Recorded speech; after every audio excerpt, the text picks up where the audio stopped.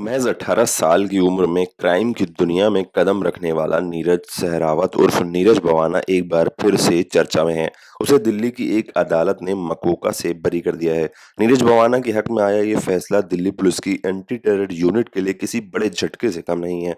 बताया जा रहा है कि जिस मामले में उसे मकोका से बरी किया गया है, उसे दिल्ली पुलिस स्पेशल सेल ने साल 2015 में दर्ज किया था।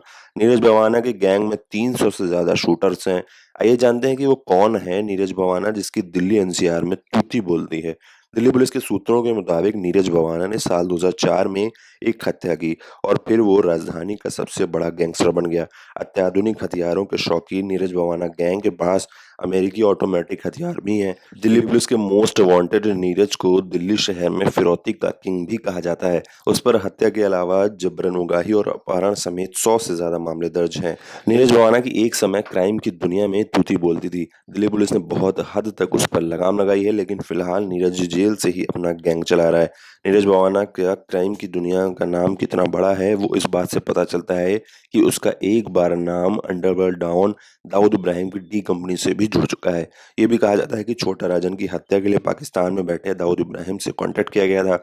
वहीं दिल्ली पुलिस को जैसे ही भनक लगी कि छोटा राजन को शिफ्ट कर दिया गया है और उसकी जान बच गई। आपको बता दें कि एक समय छोटा राजन और दाऊद इब्राहिम दोनों ही एक गैंग में थे और साथ में काम करते थे। मुंबई में हुए दंगे के बाद दाऊद इब्राहिम और छोटा राजन में विवाद हुआ और दोनों अलग हो गए। दिल्ली का दाऊद के नाम से चर्चित नीरज भवाना ने पिछले साल हुए सिंगर सिद्धू मूसेवाला की हत्या का जिम्मा लेने वाले लॉरेंस बिश्नोई गैंग को सिर्फ 2 दिन में बदला लेने की धमकी दी थी। इसके बाद पंजाब और हरियाणा के साथ दिल्ली पुलिस भी चौकन्नी हो गई थी। आरोप है कि पिछले साल पंजाब में बिश्नोई गैंग ने सिंगर सिद्धू मूसेवाला की हत्या करवाई थी।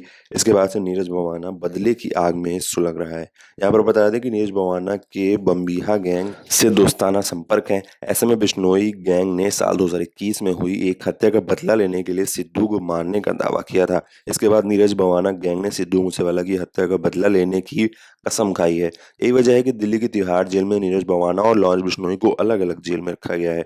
नीरज भवाना का एक समय दिल्ली का एक छोटा मोटा बदमाश हुआ करता था।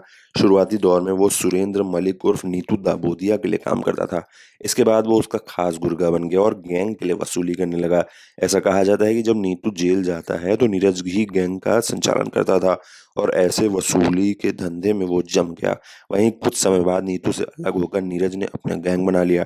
दोनों के बीच संघर्ष शुरू हुआ तो सबसे पहले नीतू ने साल 2012 में नीरज के करीबी अजय उर्फ सोनू दादा की हत्या कर दी। दोनों गैंग के बीच गैंग वॉर छिड़ गया, लेकिन इसी बीच दिल्ली पुलिस स्पेशल सेल ने 2013 में नीतू को एनकाउंटर में मार गिराया।